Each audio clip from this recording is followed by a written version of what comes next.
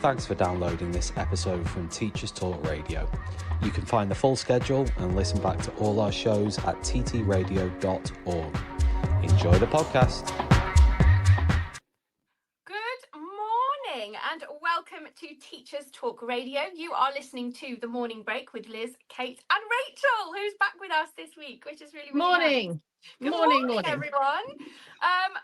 We are 11 billion years into the autumn term. Christmas is about 10,000 light years away. I am questioning my life choices right now. I think we're all considering selling pictures of our feet on the internet. Already done it. www.tallyfeet.com. So how have you been, guys? How's your week been? Mine has been short. I only work on a Tuesday, so I've only had one day so far. But last week ended epically, as I was explaining to you earlier, Liz, with a slight accident before leaving school on Friday. I arrived at my car carrying 74,000 things like a mountain Sherpa. Opened the door, threw in the stray jar of Cadbury's Highlights. Other chocolates are available. And the lid flew off and covered the whole interior of the inside of my new car in a cloud of chocolate powder. It was a moment. It was a life choices moment. So I stood there and considered my options. Firstly, do I have a small Hoover about my person? No, I don't. And then And then I thought, if I add water, I'm going to have a poo paste. What do I do? So I went at it like a crazy woman with a dustpan and brush. Obviously, the headmaster walked past just at that moment. They always have good timing. Absolutely. And then I arrived at my last lesson of the day with Year 8, covered in a sort of dusty powder like I'd swabbed through the Sahara. But the kids said I smelled amazing. Oh, they couldn't have to eat. Every cloud. Every cloud. Yes. Every cloud. So that was Friday. Yeah. So this week so far, no mega disasters. Fingers crossed. Indeed. Spoken too soon, of course. Yeah. Because we get a bit flustered when we get a bit overwhelmed at work, and these things happen. Like my flip-flop thing Liz talked about in the first episode. I think that when I was like, I had a book with a broken flip-flop. I think it's when we're trying to carry too many books, do too many things, all that stuff. Well, it's the multitasking teacher, isn't it? You either carry too much, you're doing too much, you're trying to multitask, going to the bathroom, making a cup of tea, marking something, picking up your photocopying, all in one journey because you haven't got time to do several. And then inevitably a clumsy catastrophe befalls you. You trip over your own shoe and pour porridge down your front. I wonder how many teachers have done what I used to do all the time when I taught big classes, and that was trip over my own bag constantly, like in front of the class. Yep. And it just looks so ludicrous. I watched a lady once who was doing some training walk backwards, which is never a good idea, on stage or in front of a class, and sit down in her own suitcase. It was, when you kind of like want to get up and stop her or save her, but you can't because you're sort of watching the car accident happen in front of you. Yes. Utterly horrendous. I've tripped over, I don't know how many times, walked into desks, all sorts in front of classes. Yeah. I think I checked my dignity at the door probably about 19 years ago. Yeah. That is long gone. So you kind of roll with the punches now. I know. Talking about the walking into desks, this is a new thing. From September to July, I have a ring of bruises at all the same level around each thigh. Yeah, I used to have those. I remember those bruises. It's always in the same spot, and just as one recovers, you replace it with another one. I just realised I'm sitting in the dark a bit, so I'm going to just raise the blind. 1 second. I think, hopefully that gives us a nice little segue, as these things always do, into our topic for this week.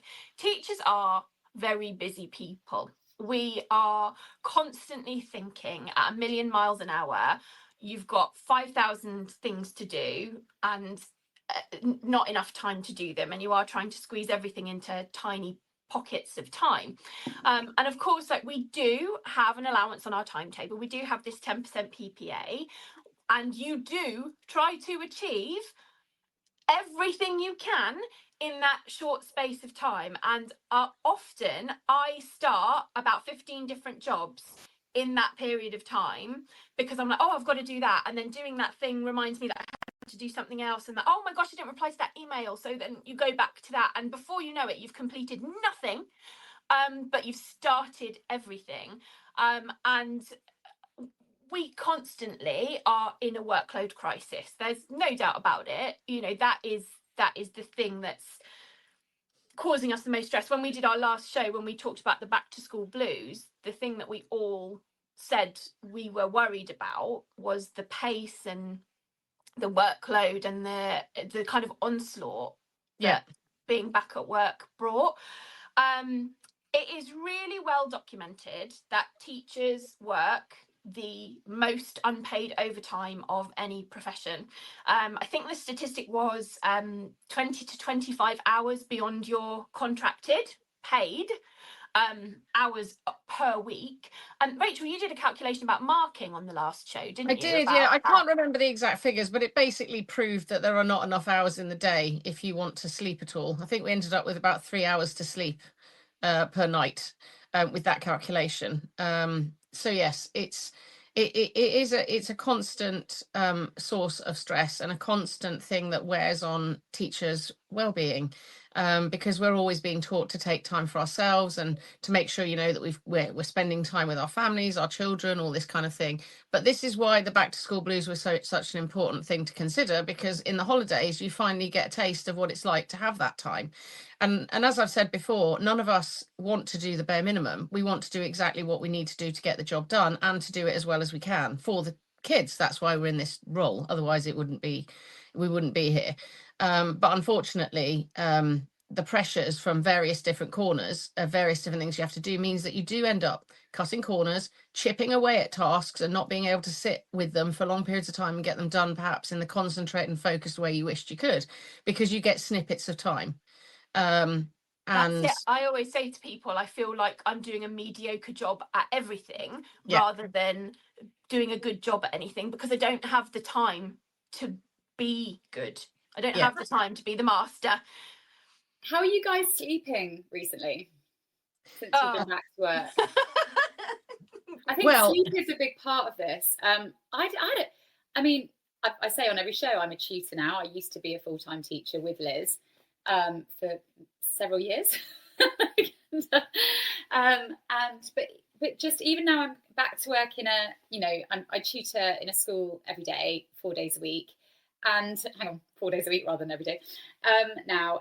But even with that, like last night, I found that I was going over what I'd been doing in the day. Had I been doing things right? Had I prepared enough for when I go back in on Thursday? Am I remembering everything? And I remembered it. I promised a student I'd type up his comment for today's show, and then, as you guys know, just before the show, I was like, oh, I need to type up his comment. And so at night, sometimes I find that when I'm back at work, I can't sleep well. And when you're in perimenopause time of life or late 40s, it's difficult to sleep anyway. So there's all of this kind of stuff happening. So I wonder how full-time teachers in their late 40s and 50s are actually coping with sleep as well as the, I think it's really, there was a study that was done recently, and I think Teacher Tap did something on it as well not that long ago, which was about the number of people leaving the profession and like the demographic where the highest numbers of people are leaving, and the demographic was, I think I've got the statistic here somewhere, so 40,000 people left the profession last year. 92% of teachers who left in the years 22 to 2023 resigned. They didn't retire, they resigned, which is quite high really for people to just be leaving a job and then obviously going to find something else. 50% of teachers leave within the first 10 years, a third within 5 years, 10% in the first year. So 1 in 10 we're losing in the first year because it's too much. So potentially even young teachers we're losing. But the highest demographic, the biggest, was between 30 and 39. That was the highest proportion of leavers were in that. Really? group, and they are saying they're the group of people who tend to be mothers, and even though there's the understanding that school, or there's the belief, sorry, understanding's the wrong word, belief that being a teacher is actually ideal for being a parent, which for the holidays it is. Yes, like I make no bones about that. I'm not paying for childcare in the holidays or anything like that, but for everything else it absolutely isn't, because in order to be in school for other people's children, you can't be with your child.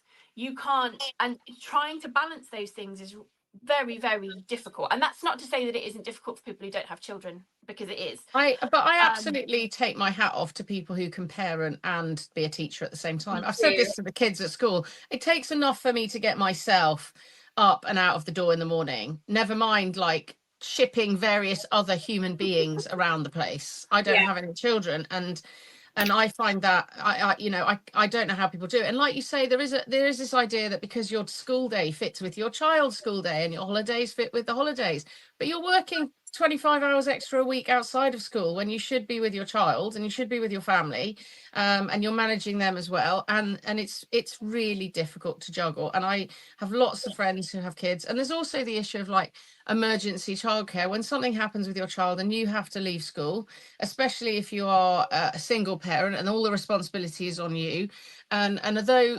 schools can be understanding, it lands on someone else to cover you, and if that is a consistent thing that happens, it can be really difficult to manage. And I think like that, I remember before I had my son, and sort of seeing when people were kind of taking time off for children and things like that, and I will admit I was a little bit like, oh, I take a lot of time off, seems a little bit unfair. But now, obviously now the boot's on the other foot, isn't it? So I've got to eat my words. But it is incredibly difficult, because you don't, and again, it often falls on the mother. Even if there are two parents, there's still the expectation that the mother's the one that picks up the pieces and does that. You're the first port of call. That's having difficult. Sorry, Liz, I didn't mean to interrupt you there. When I was on the a NASUET course about union workplace rules and things like that, the statistics are that whenever there is a caring responsibility, something like 85% of the time, it is a woman who takes those responsibilities, be it childcare or an elderly relative or a family member. It is usually female teachers who end up being the ones who do it. And often if the male member of staff does it, there's often a question of, well, why isn't your wife doing it?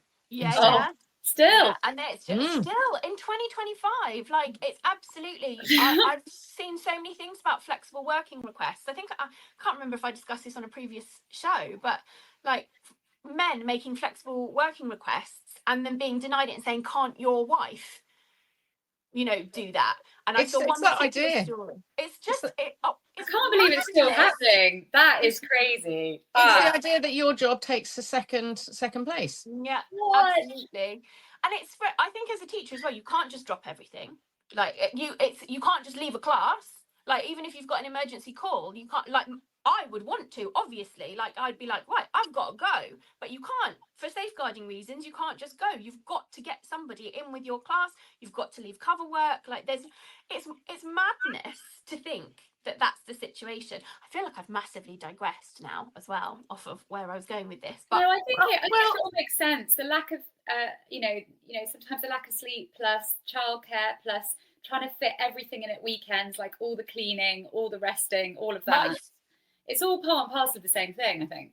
And I think it comes back around to what we're trying to talk about today, which is more flexible working practices like the rest of the country. We've all since COVID realised that there are different ways of working that can be more conducive to making sure that you can juggle life and well-being and parental responsibilities and your own work and have autonomy in how you work at certain times. Because let's just think about this for a minute. When you get free at school, how much of that, say 35 minutes or an hour, depending on what your free period is spent doing the thing you need to do? And how much of it is spent fielding 62 emails yesterday morning when I got into school? 62 emails. I got to the end of them by lunchtime in amongst teaching. Even as a tutor, you've got like loads and loads and loads. And sometimes it's like, so-and-so has broken their finger. They're nothing to do with you. Yeah. Just like delete. And then you have to search for who so-and-so belongs to class-wise, because you can't remember who so-and-so is, yet they have a broken finger and therefore can't do A, B and C. But there's also the fact that the people walk into your room or your office and go, have you got a minute? Yeah. And you're kind of like, actually, no. I had a colleague recently who retired, an absolutely brilliant man. And I swear to God, he knew where to hide, because whenever he had a free, he absolutely disappeared. We used to have, we had a rather rude name for him. I'm not sure I can repeat it, but basically he couldn't be found. You fill in the blanks on that joke.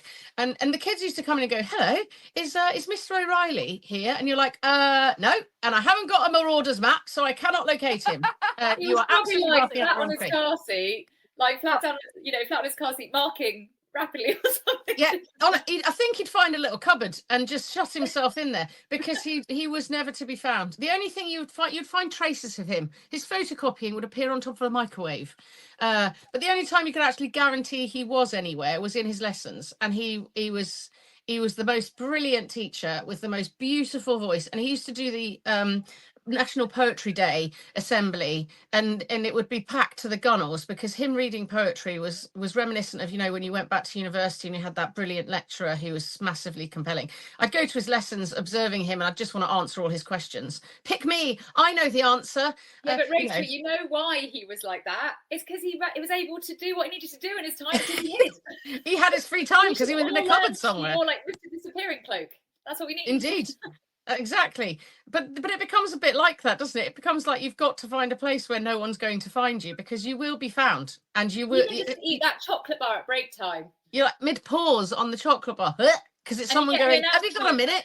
Could anybody please help escort these students through the thing, or like cover these break time students? And you're going, or it's somebody coming with you with another task to add to your heap, which is even better. That's the thing. At AQA, we work with the UK's largest teacher network to shape the future of assessment. With teachers for students, we ask questions today that matter tomorrow. Get a head start on your fresh start with Bloomsbury Education. With 30% off all our books till the end of September, this back-to-school sale is your chance to stock up on CPD titles, classroom resource banks, lesson ideas, and practical solutions to every teacher's pain points.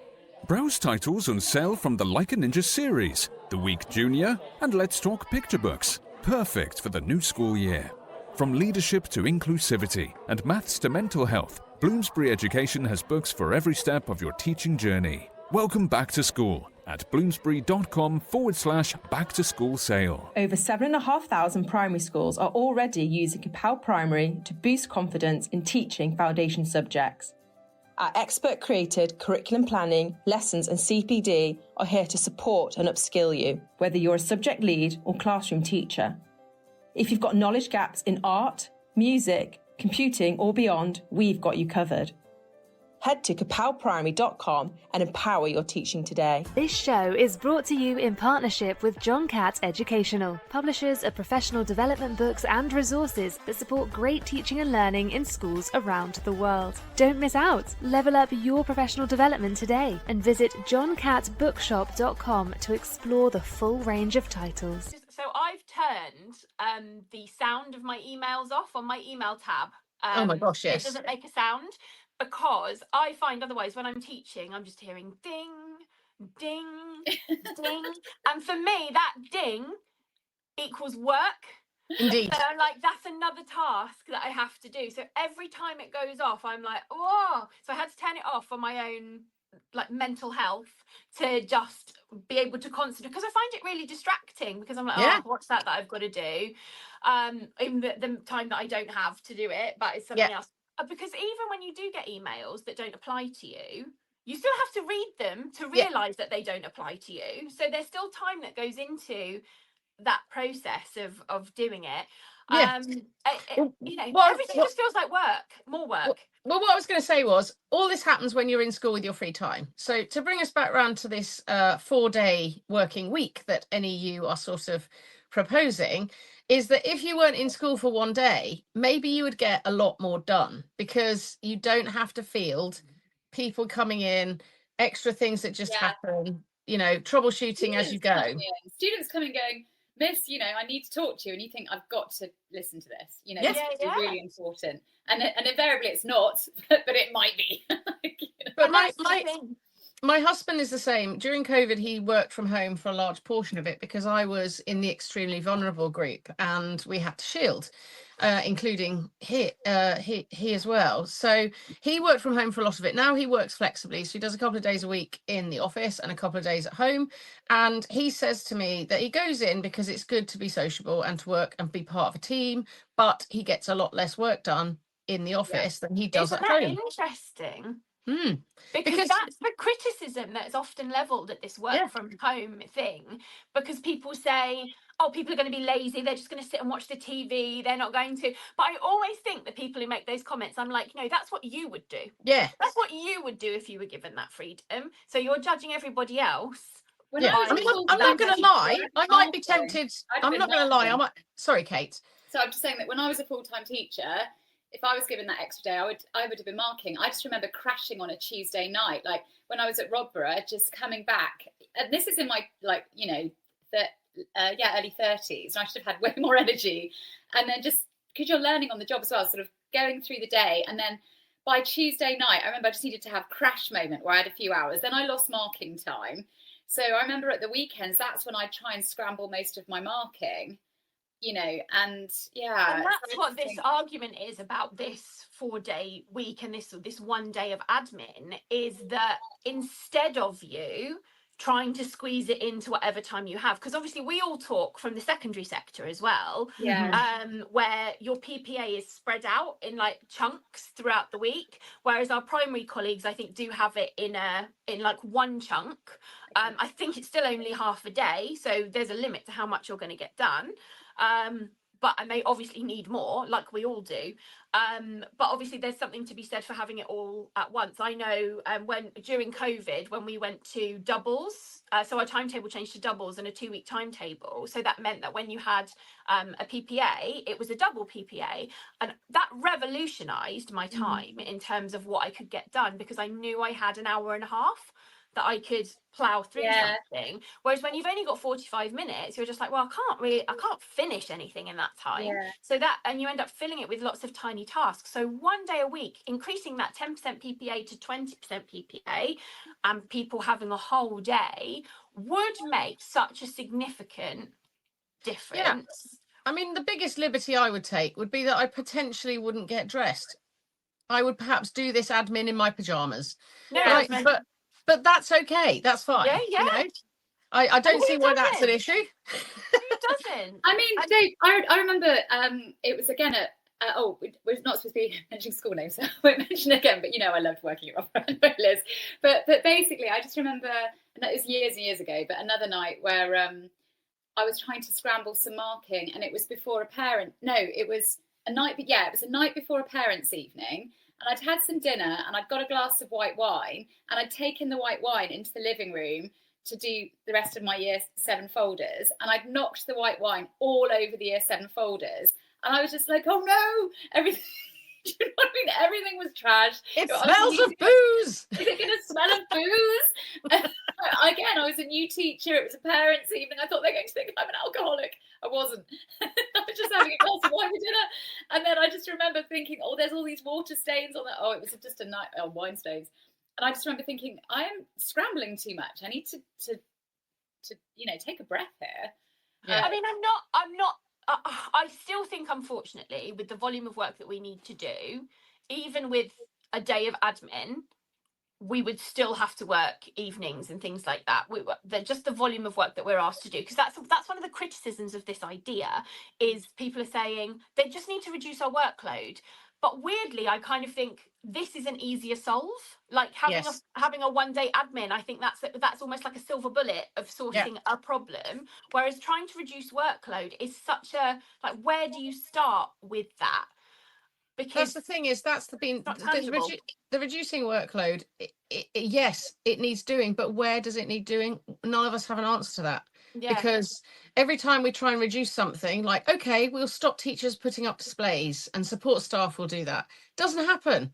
You know, you've got to do your own admin at times. And every time they try and sort something that reduces admin, like they bring in a marking code, something else is added to the pile in terms of another type of admin task or another duty or another this or another that. And reducing workload seems to be almost the thing that will go on infinitum as an issue for teachers. So therefore, this suggestion is what I think might be an easy win in terms of making teachers feel a little better about the fact that they've got this day, and that as we've discussed, it doesn't impact the students so much because they will have a 5-day week, as we've explained. It's just that it would be like you're a part-time teacher and everybody in the school would have a different day. So it just seems to me like a really easy win, even though it seems like a really big change. I think, like, I agree. There are schools who are doing it. There are schools that are doing it already and have been trialing it for. So if there's a school local to me, that's, in fact, it's kind of the like rival school, for want of a better word, because it's in the same town that where I currently teach.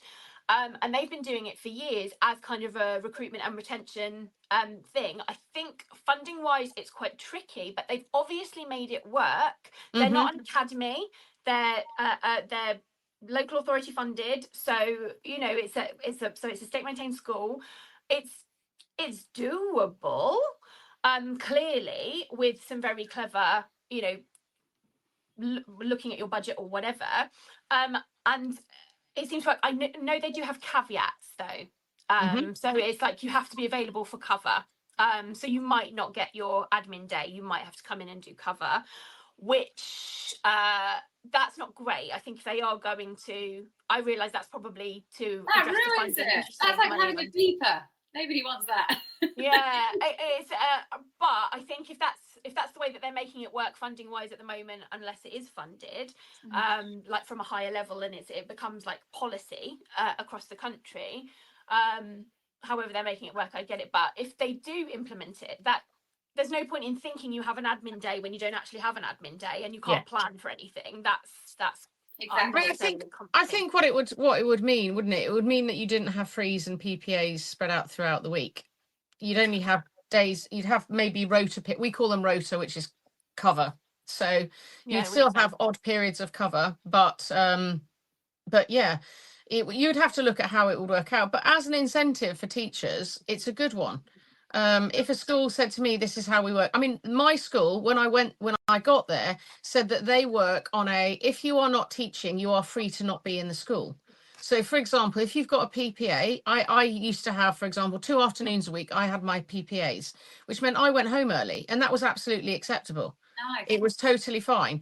And I'm now, as we've discussed, obviously outside of this, I started a couple of years ago at 4 days a week and took 1 day off. And that day I was quite strict about not being a work day at home because as we've said, the boundary of kind of like, I'm not being paid to work, so I'm not going to. Yeah. But what I also think is that when I do work on that day off, it's because I'm choosing not to work in an evening. So if I have to work on my day off, the sacrifice is that I don't therefore have to do work in the evening when I want to be trying to unwind or do other activities. This year I've gone to 2 days off, and financially I'm a little bit frightened, but I'm okay. But there are various reasons why that works for me, and I know that you guys have also made decisions along those lines too. Yeah. Is that I've got to the point with my health that doing 5 days a week with an hour-long commute each way was too much. And because I have a number of hospital appointments every month that I cannot control when they are, I've managed to speak to most of my consultants and get them onto the days when I'm not in school. So I don't have to take days out. I don't have to set cover work. I don't have to then chase cover work. I'm not constantly saying to school, I need this morning off, that afternoon off, blah, blah, blah. It makes sense. And even when they're massively understanding about it, it's not ideal to have that time off when it's, you know, when it's for something that, like that. It's necessary, but it's not helpful. So for me, that's the reason I've decided to do that. I mean, the plus side of it is that, and you've talked about this on other shows as well, which was the one before I came on to do the sex education show. I've managed to start doing projects that I really enjoy outside of teaching too. So I love doing this. I mark for the exam board from like February through to April, or to July, depends on which paper or whatever I'm doing. I do private tutoring, which I really enjoy. I've started my own business. Things like that have meant that my horizons are now a bit more open, and I think I'm a better teacher for it because I'm doing different things. And it's not about doing less work because I'm still working on those off days, but it's about doing different tasks. That means that I'm not feeling like this hamster on a wheel situation where every day is the same. On a wheel, unsustainable. You need to think about the long term, and if they want teachers to keep on working, you know, longer and longer, into, you know, their when's retirement age? 108, I think. You know, it keeps moving. If they want people to keep working, it's like box of the horse. They've got to find a way to make it sustainable, particularly when people are going to, as we age, we're going to have perhaps more hospital appointments, or we're going to have other issues, you know, or the children get older. Statistically, things are going to happen that require us to attend hospital appointments and be more flexible in our working. And I just think it'll be like Weekend at Bernie's by the time I retire. It'll be just propping me up at the front of the room, pulse optional, you know. Death becomes her. Yeah, I'll just play a recording, and I'll just be playing a recording. I'll have fantastic makeup, but I'll just be like a recording or play in the background. So that'll be all it is. Yeah, so to help teachers keep doing the thing they love for longer, like give them a break, like give them a day to recover, to recuperate midweek. That totally feels like the text of an advert. Give them a break. Said, like, what have a break to keep teachers doing what they like for longer. On that, I'm actually going to have a word from our sponsors. So this show is brought to you in partnership with Hachette Learning, publishers of professional development books and resources that support great teaching and learning in schools around the world. Level up your professional development today and visit www.hachetteLearning.com to explore the full range of titles. If you're looking for another great education podcast, check out Chalk and Talk with Anna Stocky. Anna is a passionate advocate for evidence-based math education for students of all ages.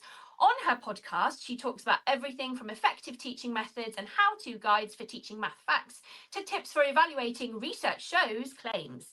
She brings on top-notch guests, educators, researchers, policymakers, and discusses issues that directly impact teachers and students. Chalk and Talk is for anyone interested in education. Find it wherever you get your podcasts. And AQA, no teachers are the real experts in the classroom. Yes, we are.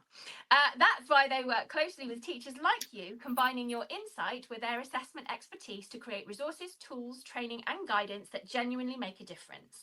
They're the UK's most chosen assessment organisation, so chances are you already know their work. And as we head into a new school year, AQA are focused on helping teachers feel supported and ready.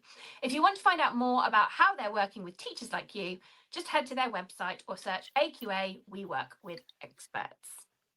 So fellow experts, with this 4-day week, I think fundamentally, as with everything, I feel like I say every single show, it all boils down to funding. Indeed. Everything. I think every problem in all of our public services would be solved by increasing the funding. In order for a 4-day week to become a thing, you've got to have more money in order to do it. And so then with that, though, then comes the criticisms of, well, if you've got money, is that what you should be spending it on? Shouldn't you be spending it on improving SEND provision? Shouldn't you be spending it on, and this is something that I hear all the time, and I totally agree with, you see in the comment sections all the time, LSAs saying, what about TAs? What about LSAs? We're really undervalued. I could not agree more. Absolutely. Honestly, as a resource, they are our most valuable resource. Having another adult in the room who can give the time to individual students that as a teacher you can't always do, because you're trying to manage the whole thing that's going on. I mean, obviously you move about, but there's not enough of you to go around. Having an LSA in the room is so valuable. When at the beginning of the year, I'm always like, is someone coming in? No, that means I don't have. Oh God, it's a nightmare without. You really need one. It's But they're literally paid dreadfully. Yeah. It is literally Really like a bra, underpaid. isn't it? LSAs are our actual bras, ladies, aren't they? They support us massively. It's something about having another adult in the room where you can share a look with them when things get ridiculous, or you can, you just start to be able to enjoy your job a little. I mean, I'm a bit of a show off, so I quite like having someone else in there to appreciate me, because the kids think I'm insane. But yeah, having the time, the jokes that the kids don't get because they're more century. That someone absolutely. Because your comedy gold is wasted on them, but never mind. But yeah, the LSAs, they're now, we've gone to calling them TAs again this year, and they are such a brilliant source of experience. They know their stuff, they know the kids, they really care, and they have to be valued more. I mean, it was something like, it was love your TA day, I think, last week or something like that. And it should be much more celebrated. I'm sure it was. If not, it's this week. I'll have to look it up. But they need to be championed, because they do an amazing job. They spend time with the kids that we find the most difficult sometimes to spend time with. And it's every day. 5 days a week, from beginning to end sometimes. And often where, you have people with, well, almost all the time, with really specialist skills. Like I've got a TA at the moment with a student. I'm a tutor for a partially sighted student, and she's amazing. She gets things put into Braille. She does, she's really bright. She got like all 9s in her GCSEs or something like that. She's very young and cheerful and incredible. And between the two of us, we've helped this student. He's in one actual lesson a week, and then he's with us for another 6 lessons a week.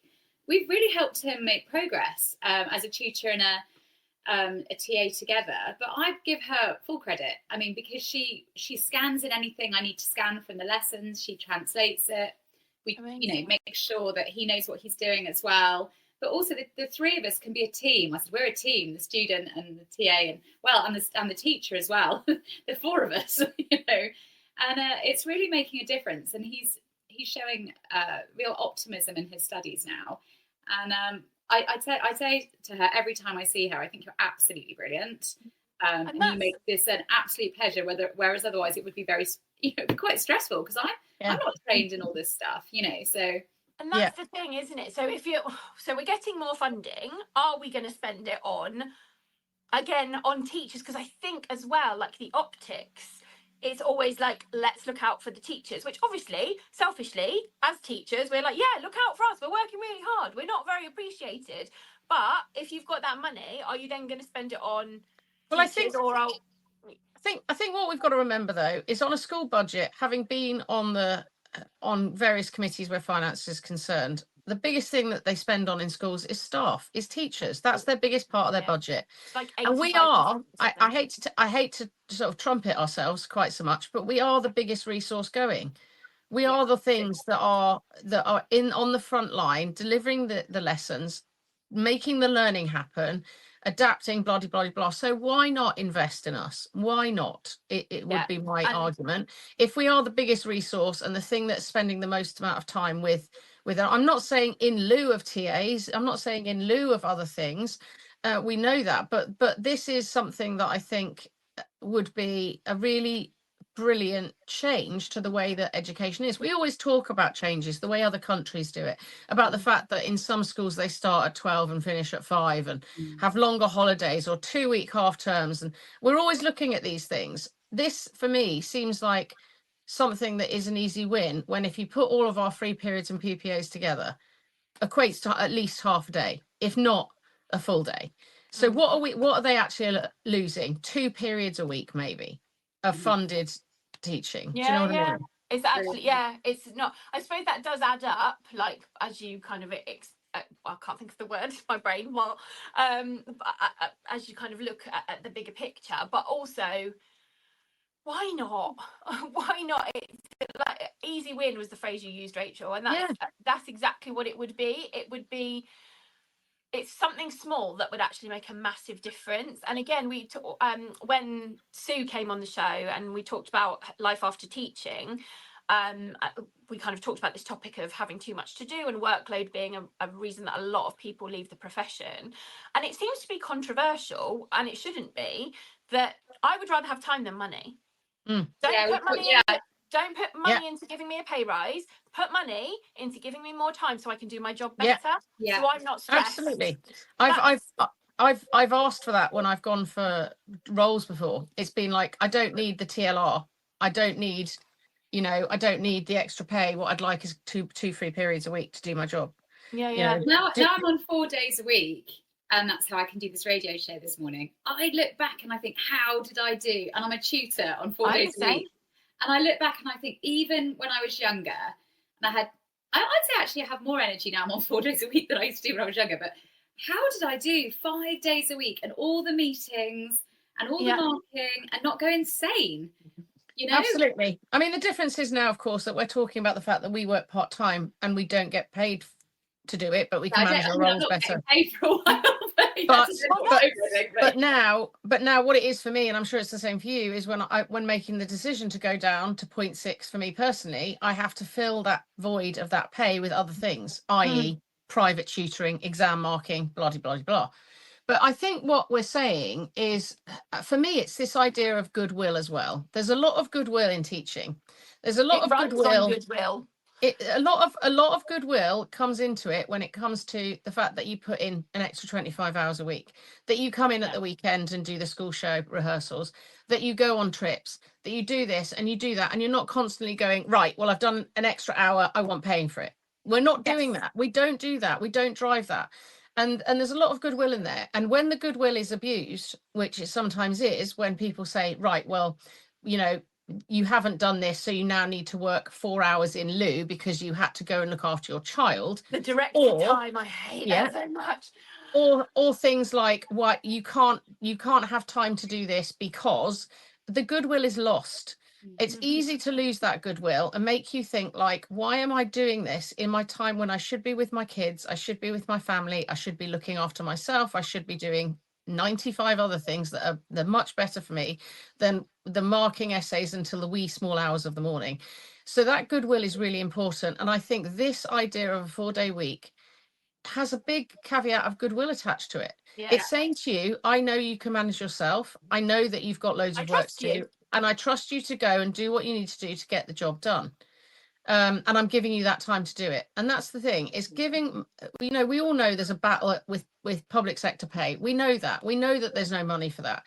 But this is when you look at it on paper in terms of figures and time and into how much it costs, it's a small fraction compared to, say, giving everyone a 5% pay rise. At AQA, we work with the UK's largest teacher network to shape the future of assessment. With teachers for students, we ask questions today that matter tomorrow. Get a head start on your fresh start with Bloomsbury Education. With 30% off all our books till the end of September, this back-to-school sale is your chance to stock up on CPD titles, classroom resource banks, lesson ideas, and practical solutions to every teacher's pain points. Browse titles on sale from the Like a Ninja series, The Week Junior, and Let's Talk Picture Books, perfect for the new school year. From leadership to inclusivity and maths to mental health, Bloomsbury Education has books for every step of your teaching journey. Welcome back to school at bloomsbury.com/back-to-school sale. Over 7,500 primary schools are already using Capel Primary to boost confidence in teaching foundation subjects. Our expert-created curriculum planning, lessons and CPD are here to support and upskill you, whether you're a subject lead or classroom teacher. If you've got knowledge gaps in art, music, computing or beyond, we've got you covered. Head to capelprimary.com and empower your teaching today. This show is brought to you in partnership with John Catt Educational, publishers of professional development books and resources that support great teaching and learning in schools around the world. Don't miss out. Level up your professional development today and visit johncattbookshop.com to explore the full range of titles. Yeah, And schools having to fund it. I do wonder how it compares to the pay rises, and I do wonder if time would be a better solution to, because I suppose it all somewhere it evens out, doesn't it? But budgets are just being pulled in left, right, and centre. I've never seen it like this year. I've never seen anything like it. The way things have been cut. Well, this year was particularly bad because the government agreed on a pay rise, but it was the schools that footed the bill. Yeah, no funding attached. Exactly. To it. So that meant that school budgets had to be rejigged and reorganised again. I mean, we had a real problem, as every school did, over COVID, because you were trying to provide kids with things that they needed at home, and certain things happened, like school trips got cancelled, and insurance companies wouldn't pay because it was COVID, and and parents were then out of pocket, and then the school's out of pocket. Finance is always going to be a massive problem. Yeah. And it's been year on year, finance has been a problem for schools. So my sympathy does go to schools, and the fact that there isn't a lot of money, and they're trying to basically, you can't polish a turd, but you can sprinkle it with glitter, comes to mind.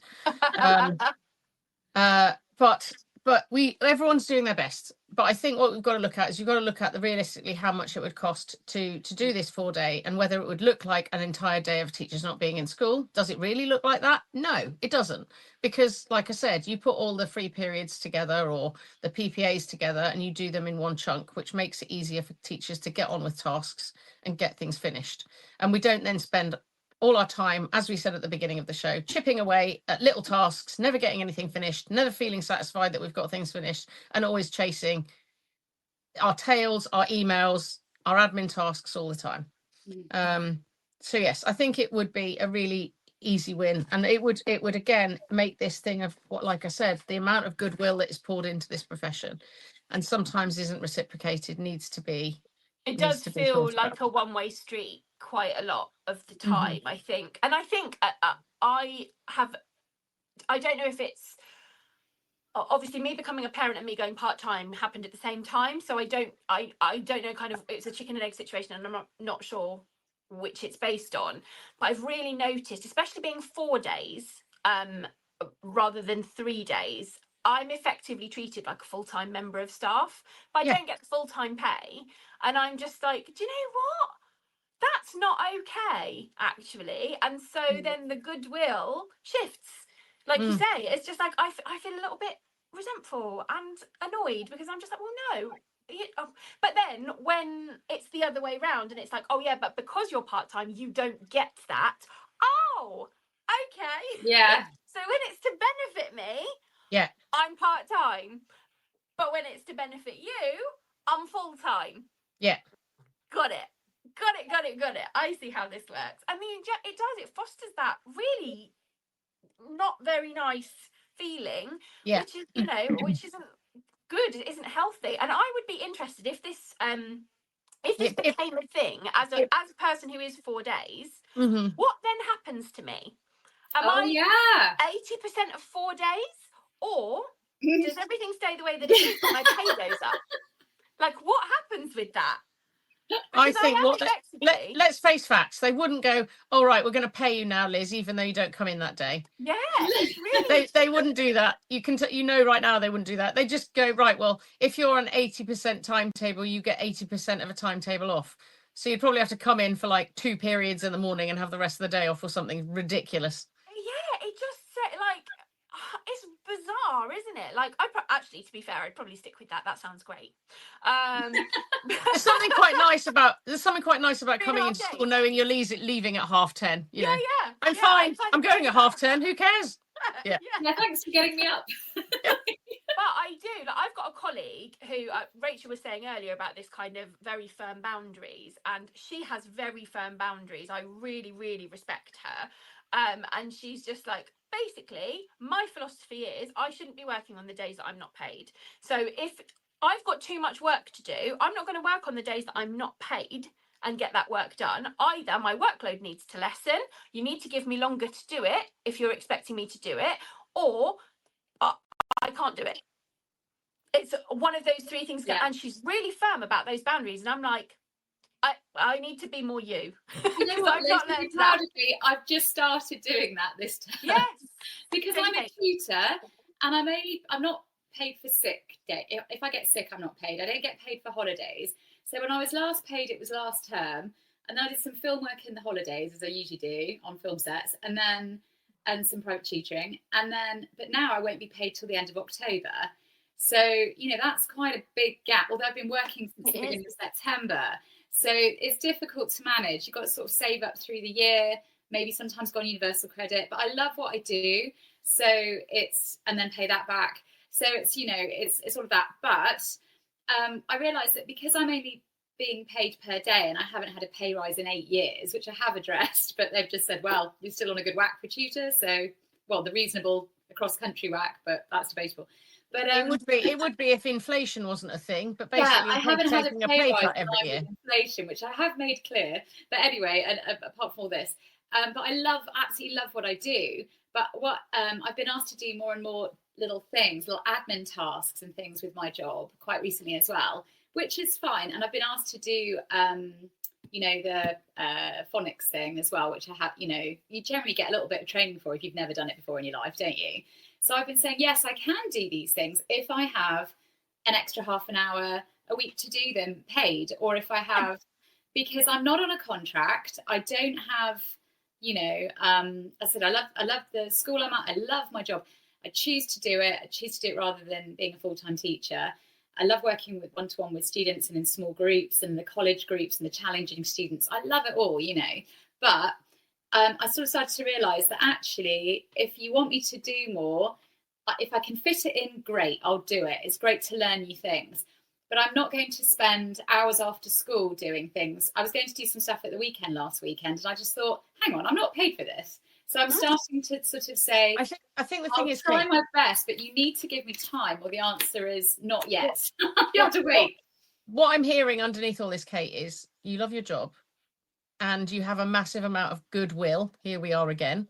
Mm-hmm. And I hate to say this, but you are on a 0 hours contract.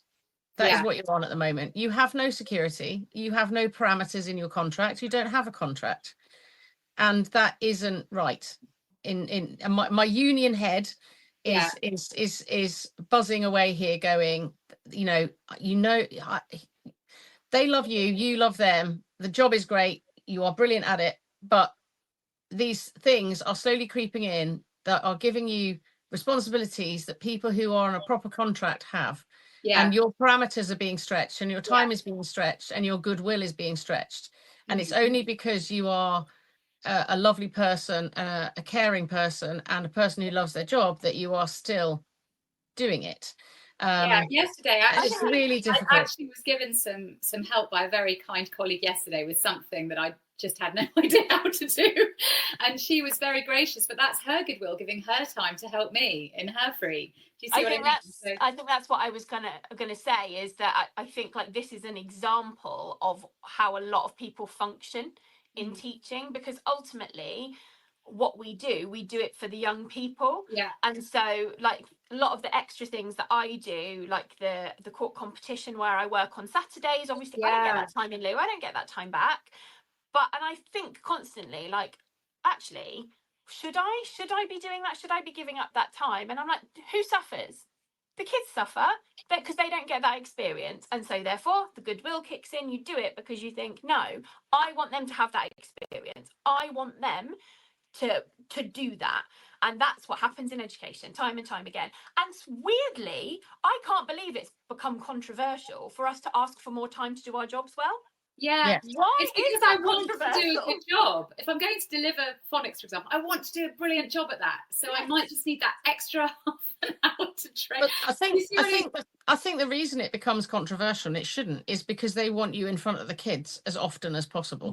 That's the problem. They pay you to be standing in front of a class, and then what they don't want to pay you for is the time they don't know what you're doing, or then they're not controlling. And this is my really cynical head speaking right now, is like they know what they're paying for when they can see you in front of a class. They don't know what they're paying you for the rest of the time. No, And Wow, it's yeah. but it's awful because it's a huge part of how you get to stand in front of a class. Well, of course, I can't deliver a lesson unless I've planned that lesson and resourced that lesson, and Yeah. I can't provide support for a student for their specific needs unless I've trained for that, researched that, maybe created something or looked at how I can best support them. I can't do that when I'm in front of them. I have to do that when I'm not in front of them. Yeah. I can't do intervention with students who are underperforming at their GCSEs in the lesson because I don't have time, because there's 25, 30, 32 of them, whatever, in front of me. I need to do that in another time. All of those things, they're not visible things, but they're things that are being done. And it's Absolutely. Trust was the word that you used earlier. It's that professional trust. And I'm not naive enough to think that teaching is the only profession where we're treated with that lack of professional trust. I'm sure there's plenty of jobs where people are viewed with that same sort of I can't think of the word that I'm looking for. But it's that thing of like, they don't give you autonomy over your professional life, do they? No. And I hate to say this as well, but with recent issues with reform, and the rhetoric going on around reducing flexible working, even if people have disability, or even if people need to have flexible working hours because they're parents or whatever. I don't think, and I'm pretty frightened politically generally at the moment, but I'm even more frightened that we're having this conversation and we're talking about stuff that is so beyond the realms of the ideas that reform are bringing in about people not having any flexible working whatsoever. It's because that thing of like, it's that control of, you need to be in the office to do your job. Yes, but it's that they say innocent until proven guilty, don't they? But this kind of is working on the proviso that everyone's lazy unless you can prove otherwise. Unless you can see them doing it. Yeah. Which and you were saying about your husband often feeling like when he goes into the office, he doesn't get as much done. Actually, on my Wednesdays when I'm not doing the show, when I actually like have a clear run at getting my work done, because I don't have people popping into my classroom, because I don't have kids and colleagues and things like that, I do get more done. Yeah, I get more done. This morning when we met and I sort of crawled onto the camera and said I was just about ready to start, you'd done about 85 things. I have no doubt whatsoever that you are an incredibly productive person. Have to be. And yeah, exactly. Would we be doing this right now? We would be lazing around on our day off. I'd be going maybe for a little coffee and doing some novel writing right now. But we care about teaching. We're passionate about teaching. Yeah. And tutoring and intervention tutoring and support staff. We care about that. We want to have a voice. So that's why we're doing this. So trust us, we would be doing something to do with the profession we love. Yeah, and so but it's like the narrative, that's the political narrative that's coming out, is not just aimed at teachers obviously become the victim of it a lot in the comments section. So lazy, they only work 9 till 3, only work 39 weeks a year, and yet very empty as a profession. Lots of vacancies, apply if it's so easy. It's always my plug, everything is, if it's so easy, we've got lots of vacancies. Come and join us. Yeah, exactly. Yeah, you can work with the most challenging students in the school, who all come in at different times and dribs and drabs and jump from one thing to the next. And I mean, I love doing it, but you've got to plan for it. You can't just wing it. I don't think presentations a day to 32 of the most unsympathetic people possible. That's what my job is. Critical, very, very critical. Once I had somebody throw a compass and it just stuck into the ceiling, and I remember thinking, really? At least it wasn't your forehead. That's true. But it isn't just, I think that narrative isn't just pitched at teachers. I mean, obviously there is an undercurrent of coming for teachers, and that's a whole different thing altogether. Oh, yeah. But indoctrinating youth, we'll talk about that another day. Yeah. But I do think it's just applied to working people, isn't it? It's like, unless you're working 5 days a week, 10 hours a day, you are lazy. You're not contributing to the country, which is just utter nonsense. So the politicians, you just sit around arguing all day and then go for a nice lunch. If they can be bothered to turn up, But yeah, yes, I mean, I just think it's crazy that, that I know a lot of people who are able to work from home and contribute and do all of these wonderful things. And yes, they might have needs that mean they can't be in work every day, that they have to have certain reasonable adjustments made. And I think that a reasonable adjustment for teachers is to be able to have their free periods potentially lumped into one day a week. And it's like you say, it's not, other than the funding that's required to do it, which might not necessarily be huge as an undertaking, it would be a quick fix, an easy win. But also, think so. like you said about organising your hospital appointments if you need to, things like that. We've all got to have hospital appointments at some point, or you might have to have your wisdom teeth out. Anything could happen, or you might have to take your dog to the vet surgeon. It could be anything. The flexibility in that day would be a release valve. Because you could pick when you're having those appointments, and that wouldn't stuff like people coming in late in the morning because they've got to be on the phone to the doctor at 8. Do you see what I mean? To try and get that day, like life admin. Day off. Get your life admin done. And I think one of the things we haven't talked about is the misconception of the idea that the kids would be 4 days a week, and it wouldn't. I mean, but also we're not childcare. That's not how we're supposed to function. We're providing education, but school would still be 5 days a week. It would just move about. Yeah, teachers would be on teachers.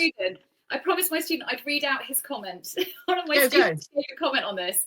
I said, what do you think about a 4-day week? And Liz, just as you wanted to clarify as well that you're not proposing a 4-day week for the students here, but just to get the student voice involved, I said, what would you think about this then?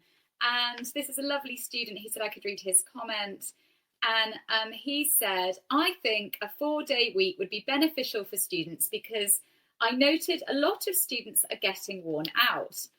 I think students, he says, are becoming overwhelmed because teachers are just cramming more and more information and revision techniques into each and every lesson, particularly in year 10 and 11.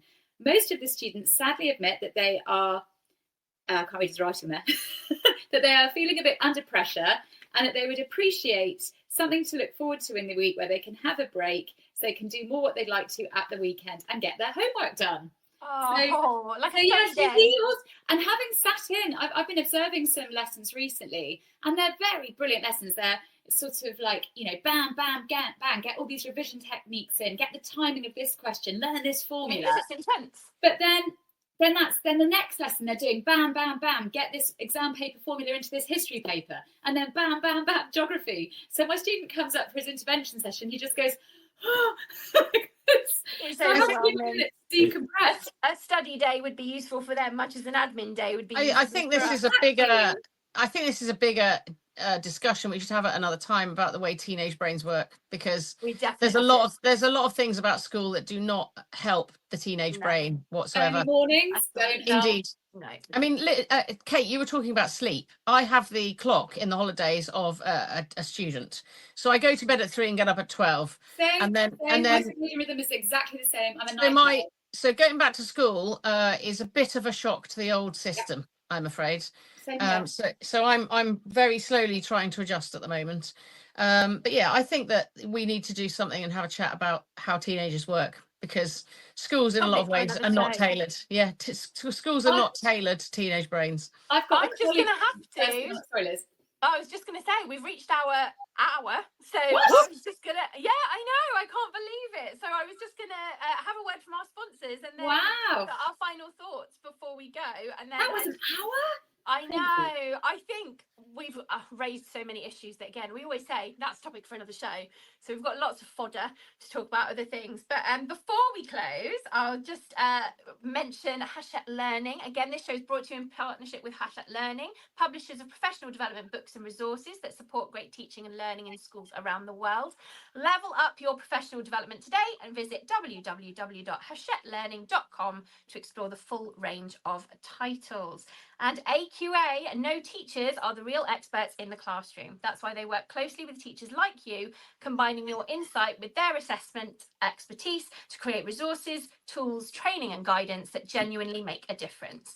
They're the UK's most chosen assessment organisation, so chances are you already know their work. And as we head into a new school year, AQA are focused on helping teachers feel supported and ready. If you want to find out more about how they're working with teachers like you, just head to their website or search AQA We Work With Experts.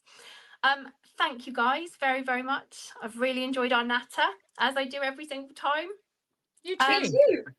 And I wish everybody well. Thank you for Yes. listening, everyone. Any comments, as per usual, please use the normal forums, Facebook, TikTok, Instagram, X, Twitter, whatever we're calling it now. They're all available. LinkedIn. Let us know what you think about the 4-day week, and we'll see you again in a couple of weeks. You've been listening to Teachers Talk Radio. Tune in live and listen back at ttradio.org. We look forward to hearing from you next time on Teachers Talk Radio.